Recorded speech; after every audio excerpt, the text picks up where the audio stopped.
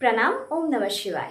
क्या आपको पता है प्रकृति हमें ऐसे 4 महीने देते हैं जिसमें हम चाहे तो कोई भी साधना, कोई भी स्किल सेट और कोई भी ज्ञान हम पूर्ण तरीके से प्राप्त कर सकते हैं, उसका अध्ययन करके और प्रैक्टिस करके इन्हीं 4 महीनों में।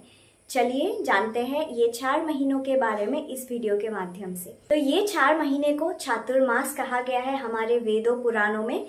और ये जो चातुर्मास का शुभारंभ होता है वो देव शयनी एकादशी के साथ शुरू होता है, जो कि अभी हो गया है 6 जुलाई से इसी साल 2025, और ये खत्म होता है देव उठनी एकादशी के साथ, जो कि होने वाला है 1 नवंबर को 2025 को। तो हमारे पास है 4 महीने जिसमें हम कोई भी स्किल सेट हम सेट कर सकते हैं। जैसे किसी को ऐसी साधना करना है कि कोई मंत्र जाप हमें सिद्ध करनी है, तो हम ऐसे संकल्प ले सकते हैं इस समय में कि हम इतने करोड़ मंत्र जाप करेंगे और हम ऐसे भगवान की कृपा प्राप्ति करेंगे। और बहुत लोग हैं जो सिद्धि भी प्राप्त करना चाहते हैं, वो लोग अगर इस समय में प्रयास करें तो सिद्धि हो गया, आंशिक सिद्धि हो गया, ये सब मिलने की संभावना बहुत ज्यादा हो जाती है, क्योंकि ये समय में हम लोग बहुत अच्छे से अपने मन को एकाग्र कर सकते हैं।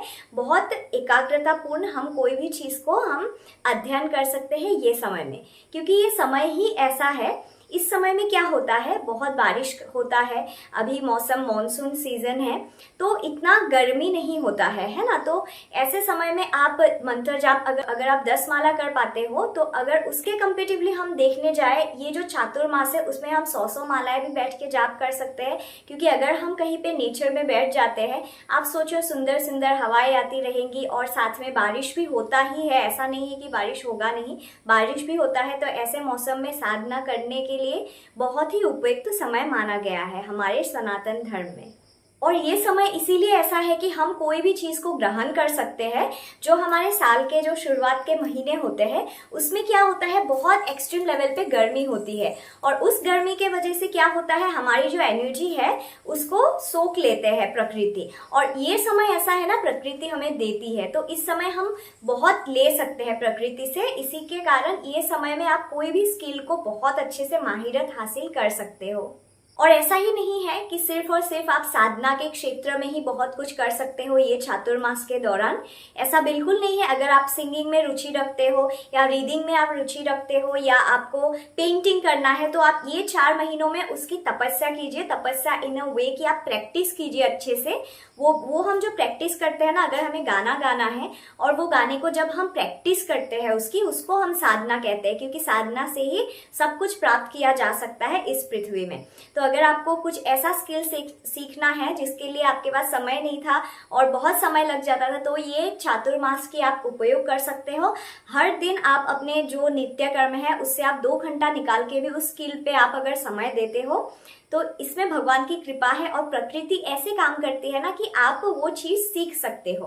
तो चलिए जानते हैं अभी थोड़ा सा बैक स्टोरी के बारे में, ये चातुर्मास होता क्या है हमारे वेद पुराण के अनुसार से। तो ये जो देवशयनी एकादशी अभी हो गया है 5 जुलाई को, ये देवशयनी एकादशी के दिन हमारे जो पालनकर्ता भगवान श्री हरि नारायण विष्णु भगवान है, वो अपने योग निद्रा में चले जाते हैं, और जो पृथ्वी को जो ब्रह्मांड को जो पालन करने की जिम्मेदारी है वो भगवान स्वयं लेते हैं, भगवान शिव स्वयं लेते हैं अपने ऊपर।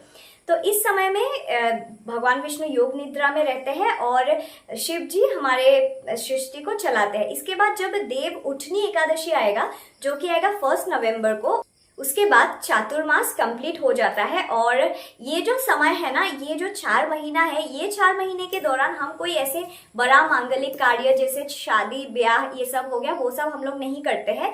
देव उठनी एकादशी के बाद ही हम करते हैं, क्योंकि ये जो समय है ना, ये उत्सव मनाने का समय नहीं है। इसमें आप लर्न कीजिए जितना ज्यादा हो सके। इस समय में आप कोई भी स्किल को लर्न करने के लिए आप बहुत ज्यादा मेहनत कीजिए, तो आप उसमें जरूर से जरूर आप उसमें सफल होगे। तो यही है कि ये 4 महीने के दौरान बहुत कुछ अचीव किया जा सकता है। देखिए यही ब्यूटी है हमारे सनातन धर्म की, कि इसमें बता भी देते हैं कि कब आपको क्या करनी होती है। हमें वो पहले से ही बता देते हैं कौन से समय में हम उसके हाईएस्ट पोटेंशियल को हम अचीव कर सकते हैं।